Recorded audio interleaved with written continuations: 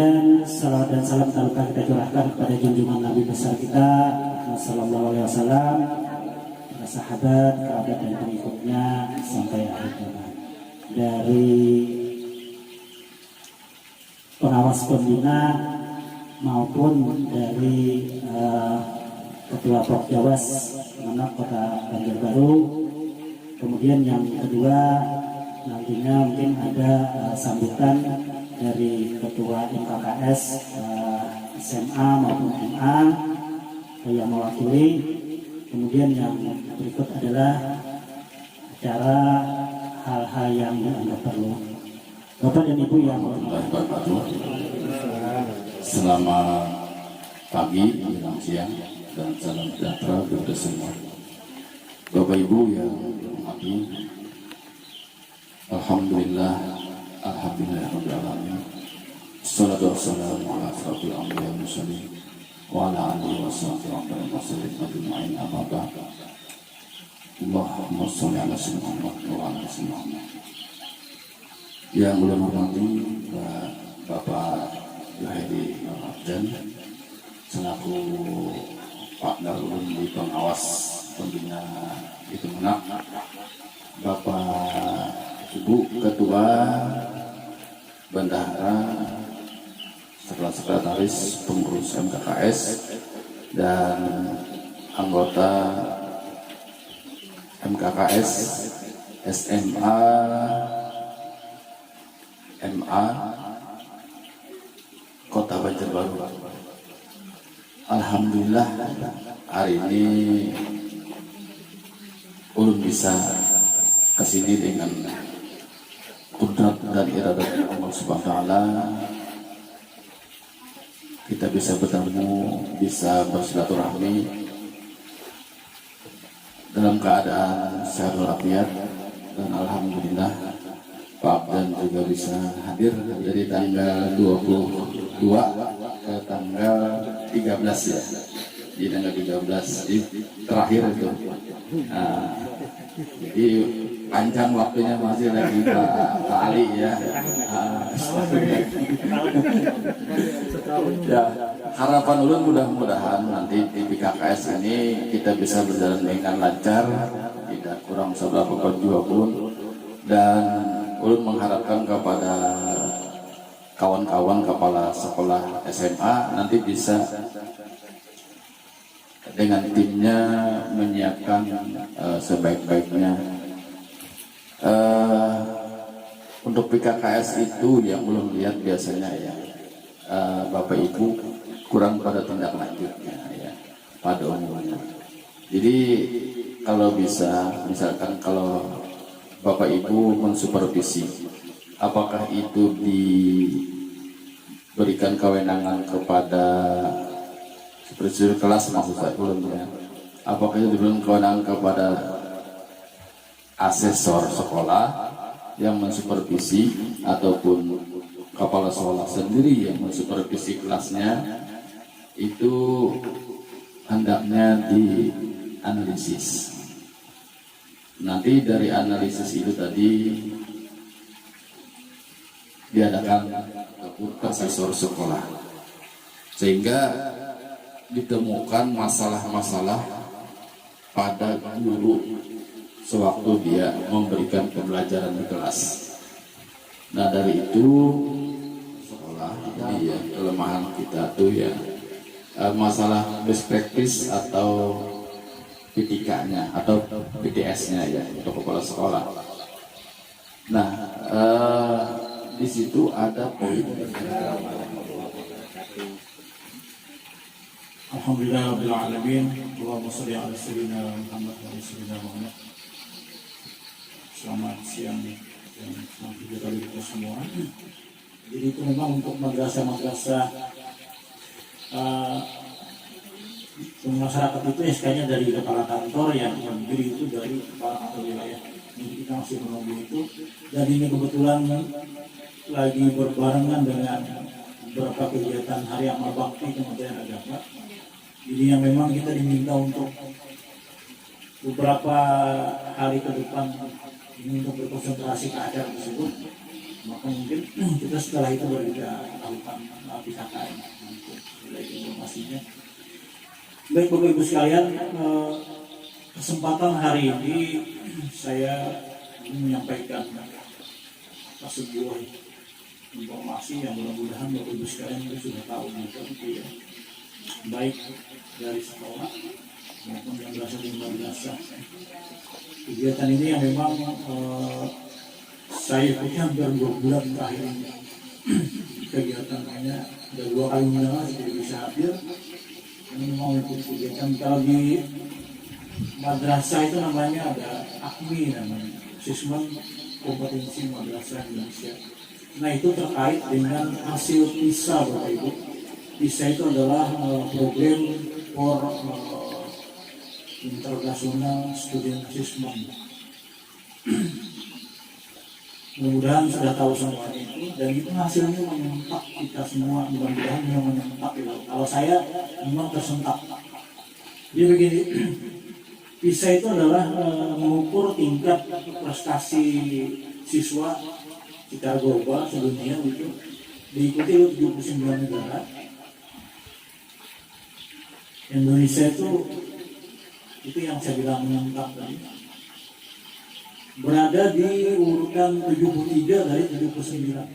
Ada namanya di sini saya baca ini 5 kebijakan untuk memperbaiki hasil PISA tersebut. Jadi misalnya ada program Menteri Pendidikan, ada 5. 1, kepala sekolah dipilih dari guru-guru terbaik. 2, mencetak generasi guru baru. 3, menyederhanakan kurikulum.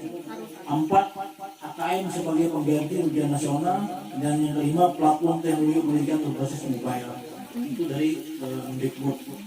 Nah kalau kami Bapak Ibu sekalian yang di madrasah, jadi madrasah menyikapi data tersebut lalu melaksanakannya disebut dengan AKMI, Asesmen Kompetensi Madrasah Indonesia.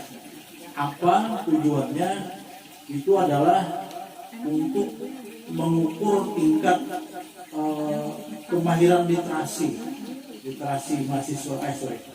siswa madrasah. Untuk apa hasilnya itu? Nah, hasilnya itu sebagai dasar di mana memulai perbaikan pembelajaran. Nah, jadi di madrasah ini memang sangat serius untuk menjadi ini dipanggil untuk mengikuti bentek dan untuk melakukan pendampingan di madrasah. Nah, ini ada Bapak Ibu sekalian, mungkin ada misalnya dari perbaikan pembelajaran itu, kalau di guru mungkin mereka melakukan perencanaan pembelajaran. Jadi artinya EPP-nya. Memang EPP kita selama ini bagus apa tidak? Bagus kan EPP kita? Bagus. Siapa bilang EPP kita tidak bagus? Cuma tidak bagusnya itu begitu sampai di kelas. Ya Bapak Ibu. Kalau dipakai alat buja. Iya kan? Muncul ada nih. Artinya skenario-nya itu bagus ya kan? Nah, jadi muncul ada penilaian kita, penilaian akreditasi ya. Bagus semua itu. Begitu masuk di kelas lain skenario-nya ya kan? Atau yang parah lagi itu ya tadi nggak diingat yang menjelbor belajar itu sedemikian rupa sumber asli dari lingkungan kan gitu kan. Nah jadi sedemikian rupa ada dua hal itu juga pada skenario nya. Nah, Warahmatullahi wabarakatuh. Bismillahirrahmanirrahim. Alhamdulillahirabbil alamin. Wassalatu wassalamu ala asyrofil anbiya'i wal mursalin Sayyidina Muhammadin wa ala alihi washabihi ajma'in. Amplop untuk SMA Negeri. Nah itu ada beberapa petunjuk di situ. Nanti berita acara ada dua macam, yaitu ada berita acara yang untuk sekolah dan berita acara untuk dinas pendidikan. Di situ sudah ditulisi. Nah untuk sekolah itu ada tulisannya untuk sekolah. Terus kemudian yang berita acara untuk dinas pendidikan nanti dikembalikan ke dinas pendidikan. Nah itu berita acaranya nanti tertanggal 10 November 2022 tertanggalnya. Jadi sudah ada 10 November 2022 itu tertanggalnya. Jadi Nanti berita acara disertakan juga ada foto serah terima kepada siswa, itu harus disertakan. Kemudian surat keterangan yang dibuat oleh kepala sekolah, surat keterangannya ada di dalam amplop itu sudah ada. Terus kemudian biodata yang diisi oleh kepala sekolah atau ada sih bisa biodata yang ditandatangani kepala sekolah atau wakil kepala sekolah dengan staf kepala sekolah. Ternyata sekolah inklusi itu wajib kita terima, wajib kita jalankan di sekolah. Walaupun tidak ada ternyata di kurikulum Merdeka ini sudah mengacu ke situ, sudah memfasilitasi bahwa kita itu bisa menerima anak-anak inklusif. Inklusif ini ada beberapa tingkatan ya, ada beberapa macam ya. Ada selenar, ada yang bakat istimewa, ada yang cerdas istimewa, ada yang Jadi simple aja, kemarin itu kan temanya di Sekolah Inspiratif tahun 2022 itu adalah, kalau kategori kepala sekolahnya itu kaitannya dengan program kepemimpinan berdiferensiasi, pembelajaran berdiferensiasi. Jadi di SMA Plus CMI itu memang benar, tadi ulun mendengar dari Pak Mayudin itu pentingnya PTS, ya kan, pengembangan tindakan kelas Pak ya. Tindakan penelitian ya, penelitian pengembangan, penelitian tindakan sekolah. Itu karena memang awalnya kami melaksanakan asesmen yang banyak orang meninggalkannya, yaitu asesmen diagnostik non-kognitif. Ternyata beberapa sekolah setelah kami ulun lihat, banyak yang melupakan itu, yang non-kognitifnya. Kebanyakan kognitifnya yang dilakukan. Padahal awal dari mula itu adalah seharusnya diagnostik itu dilakukan oleh non-kognitif yang terkait dengan psikologi anak. Dan kita mengetahui apa saja sih yang harus kita ketahui dari anak tersebut. Simpel aja, waktu itu PTS-nya adalah ulun baca buku psikologi yang ada di beberapa literatur ya, entahkah itu Inggris maupun Indonesia. Ternyata memang tipe-tipe anak ini harus kita telaah, apakah dia nanti hasilnya itu dia tipenya kepemimpinan misalnya, atau dia pengekor kah, atau dia melankolis kah, atau yang lainnya ada kan di psikologi itu. Tapi ulah sekedar membaca. Sehabis itu kami berpikir berarti kita harus memanggil ahli psikolog. Ahli psikologi mengetahui semua anak-anak karakteristiknya. Kemudian kami buat sebuah sistem nanti, yaitu kita jelaskan tuh best praktisnya berupa name tag. Jadi simpel aja name tag. Name tagnya itu nanti kita warnain, misalnya hijau. Hijau itu tipe anak-anaknya adalah tipenya tipe kepemimpinan, jiwanya jiwa pemimpin. Jadi nanti guru-guru kita workshopkan, in-house trainingkan oleh psikolog tersebut.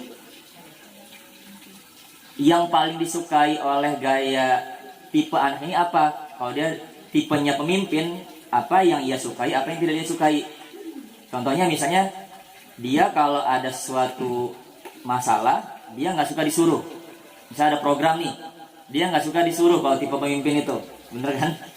Nggak suka disuruh, tapi dia diajak kolaborasi berpikir. Jadi nanti guru-guru itu tahu, oh ternyata yang warnanya hijau ini berarti itu anak-anaknya pemimpin, tipenya tipe pemimpin. Jadi nggak bisa kita nyuruh-nyuruh dia sembarangan, pasti dia akan banyaklah mengkritik. Kemudian bukan itu saja, kami juga melihat kira-kira anak-anak ini gaya belajar seperti apa. Karena diferensiasi itu kan kaitannya adalah bagaimana kita mengetahui tentang gaya belajar anak-anak. Oh ternyata ada yang visual auditory, kita kasih lambang di name tag VA misalnya, gitu kan. Jadi guru-guru ini bahkan di semenjak COVID 3 tahun kemarin ini, dia aja kadang-kadang nggak kenal nama. Jadi ulun berpikir name tag ini penting. Jadi guru-guru bisa melihat namanya, kemudian tipe dia apa gitu. Kan simple ini kan, simple banget. Dari memang temanya ada 7, tapi inti pembelajarannya itu atau mapelnya itu tidak ada yang, belum lah, bukan tidak ada tapi jarang yang menyentuh kepada inti pembelajaran. Itu mungkin best practice-nya kemarin itu simple, tapi memang sangat kena kata asesor itu kemarin ketika kita diwawancarai. Nah, ini sangat kena banget. Jadi emang kelihatan best praktisnya itu, berarti itu bisa di sana juga guru-guru juga mengkontrol dirinya. Kadang-kadang guru kan tidak tahu karakteristik anak-anak, dia samakan semuanya, ya ada yang dongkolan dalamnya hatinya, ada yang santai kan. Tapi kalau sudah kayak begini guru-guru mengerti, oh ternyata akhirnya guru-guru juga punya persepsi waktu itu di CMI. Iyalah Ustaz Indra, guru-guru pun kayak gitu juga lah, macam-macam lah kan ininya. Karakteristiknya iya sama seperti murid, tapi bedanya kita harus saling memahami satu dengan yang lainnya. Jadi seperti itu Bapak Ibu, best practice yang kami lakukan di SMA Plus CMI.